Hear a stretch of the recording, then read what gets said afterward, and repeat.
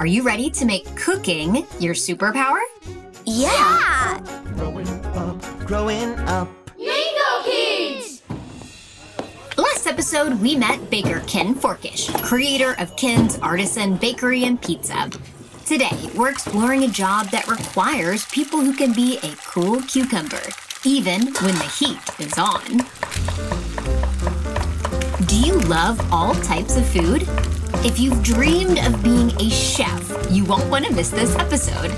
Today, we're going to meet an award-winning TV celebrity chef who has devoted his life to inspiring others to accept, understand, and celebrate other cultures through food. Growing up, growing up. I hope you're hungry, because the International Street Food Festival is serving up tasty treats. My mom says I'm a picky eater. I'm not picky. I'll eat anything. Let's do this. Okay, stay close. It's pretty crowded. Whoa, people are packed in like sardines. Where do we start? Well, picky eater, why don't you pick the first stop? Okay, what about Mexican food? Some of the best food in the world. Something smells yummy. The chef is making quesadillas. Oh, I like those. They're like grilled cheese sandwiches, but with tortillas. What's the chef sprinkling on top of them? The menu says chapulines. Well, grasshoppers. What? I'll try it. Hand me one. Not bad. Chapulines add protein and flavor to tacos and quesadillas. They make a great snack, like peanuts. I'll try one too. Tasty. In fact, insects provide nutrition for many people around the world. I'll have the quesadilla. Just plain, thank you. Okay, hey, want to hear a joke? Why can't you tell a chef a secret? I don't know. Because he'll likely spill the beans. Spill the beans? Get it? I get it. Spill the beans. Tell a secret. Speaking of beans, check out that giant pot of beans and rice. That tent is featuring a Jamaican chef's island dishes. Let's give this magical Jamaican dish a try. It's cool how the chefs here are representing their countries. I agree. Chefs are like ambassadors, helping people understand different cultures through their taste buds. I'm ready to try another dish. How about that tent over there? What are these round things? Meatballs? Nope. Those are falafel, a popular street food from the Middle East made from ground chickpeas, also called garbanzo beans. They're fried and served in a pita bread with lettuce, tomato, and cucumber. Here, try one. I'm not sure I like that. Oh, come on, try it. Not bad. Hey, there's a knife skills demonstration. It starts at 12 o'clock sharp. Sharp? Ha, get it? Let's go. Let's go. 2 sushi chefs. Their names are Jiro and Natsuko. They're sharpening their knives. This is exciting. They have to slice a cucumber into 50 pieces within 15 seconds. Whoa, their fingers are right up against the knife.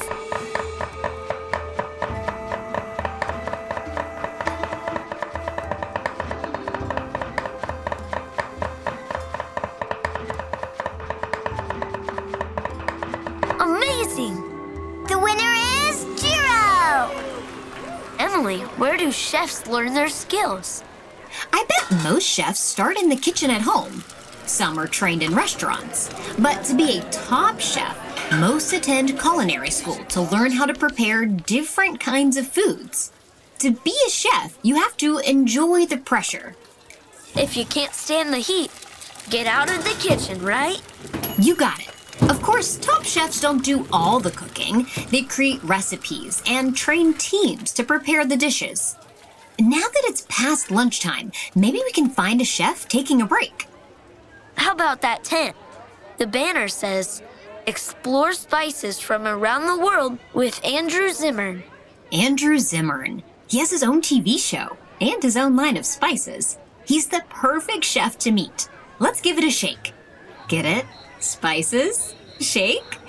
Anyway, are you ready to meet a real chef? Yeah!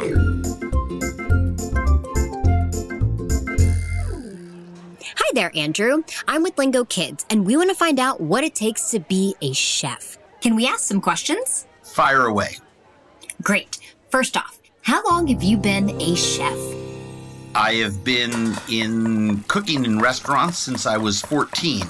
So that's, yikes, 47 years. Begged my parents, and eventually, the summer that I turned 14, my father said, "There's no more allowance." And he said, "Go get a job." And so I immediately got a job in a restaurant. And that was it. I was cutting vegetables and shucking oysters and clams at night. Great. Andrew, what would you say are 3 skills all chefs need? You have to be a creative problem solver. You have to understand food. A lot of great chefs who are not great cooks, but they really understand food. And I think you have to be able to enroll other people. You have to be able to lead a team. So I think those are 3 really important skills. Very interesting. Maybe you can give us some tips at the end of the show on how our listeners can start learning some of these skills. Sure. We also received some excellent questions from our Lingokids listeners.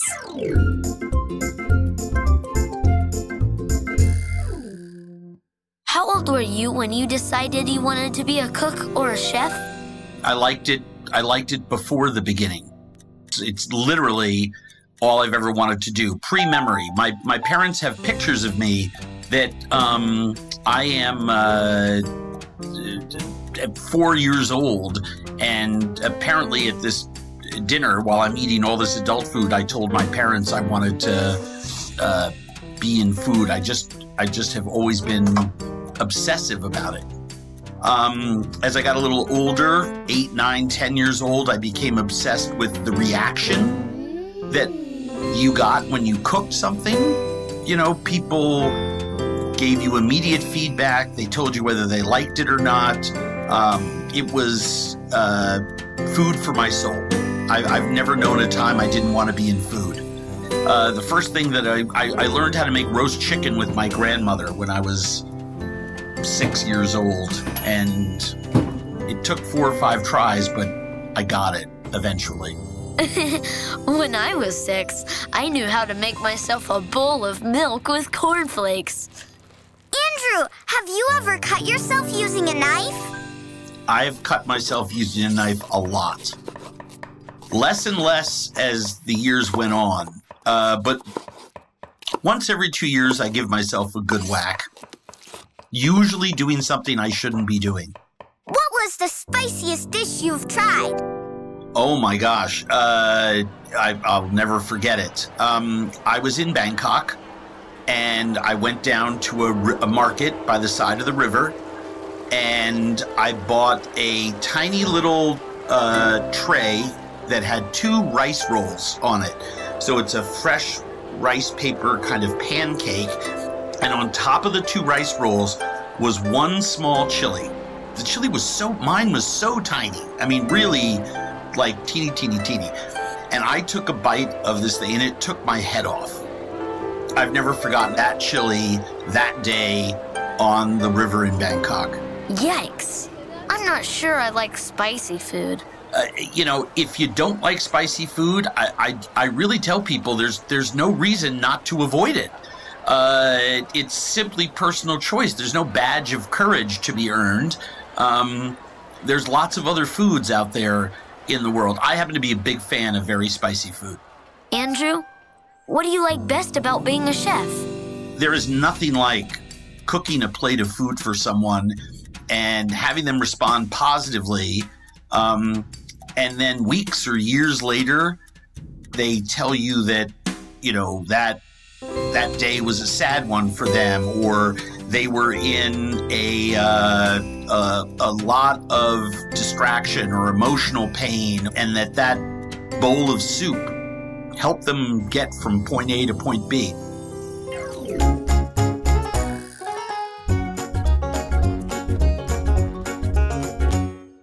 Andrew, what can kids do now, while they're still growing up, to become a chef? I would tell folks to try to be open-minded, try to try something twice. So, the pickiness is something you can get past. For becoming a chef, I think the number one thing to do is get involved in cooking at home. That means shopping.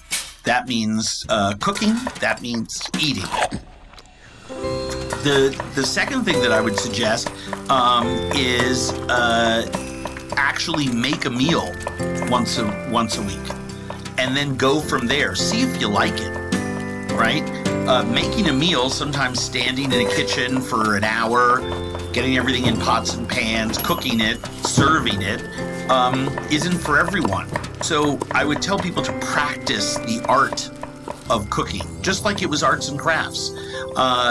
Do it and see if you like it.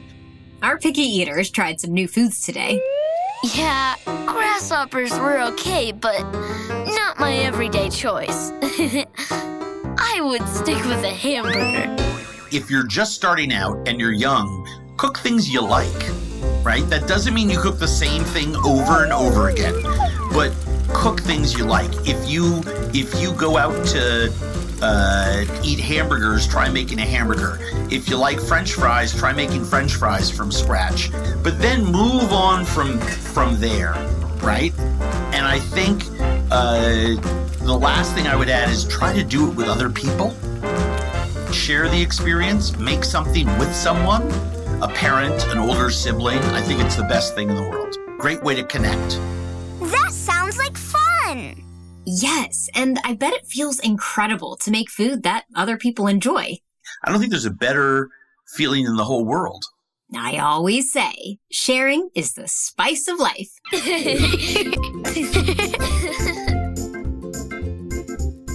We hope you enjoyed this episode of the Growin Up Podcast. Even if you've never planned to be a chef, it's great to explore food.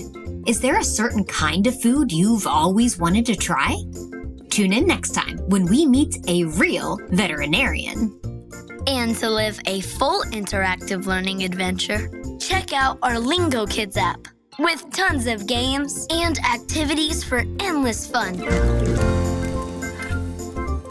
When I grow up, Wanna be a pilot with your uniform white, always flying high up in the sky. When I grow up, Wanna be a firefighter putting out flames, or maybe a police officer keeping people safe.